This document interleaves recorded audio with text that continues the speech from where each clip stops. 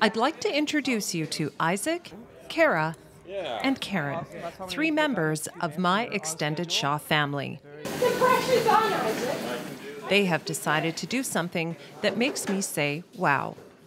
They've taken some time out of their hectic lives to help feed those who need some help from the Kelowna Gospel Mission by simply putting on an apron and peeling some spuds, making a sandwich, or breading a chicken quarter. And of course, in my chatty way, I thought I'd entertain Isaac with tales of one of my current favorite movies. Well, that turned into something I wasn't quite prepared for. You guys are talking a lot. I don't see a lot of work going on though. Do you want to maybe help? You're a Shaw, right? Mm-hmm. Okay. Maybe they could use some help. Do you want to maybe give them a hand? As opposed to just talking about movies and your day? Seems I'm being put to work. Let's put you to work. Oh. Why don't we grab you an apron and get you to wash your hands? All right. And then we'll get you helping these guys do some work. Okay. Hands are washed. Wait, I can't get the thing out. I don't know if I'm wearing the right shoes for this. Does it matter? I wasn't planning on... Definitely not wearing the right shoes. That's okay, don't slip.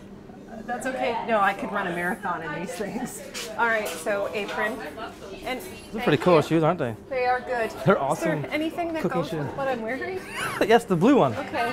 Oh, is there a special Diva apron? Yes, this is the Diva apron. Oh, there's a Diva apron. It's the Diva apron. Okay, over my jacket. Okay, I'm ready. I don't want to do chicken. I'll do potatoes, maybe. No, don't make me do the chicken! Race, okay, ready? Ready to race? Well, I need a new tater. I was like, he's done. He needs a new tater. Okay, ready? Ready? Yeah. He's gonna give us a countdown. What? How many? Okay. I don't know what. 3, 2, 1, go. And even though we are joking around and having fun, each of us understand that in some small way, we are restoring a broken spirit or two and realizing that people deserve chances and a place to feel like they belong. Wait, if I set myself up to be too good for this, then maybe it'll be my party trick when people call. They'll ask to see my mean potato peeling skills. Why do you think it's important for us to all be giving back?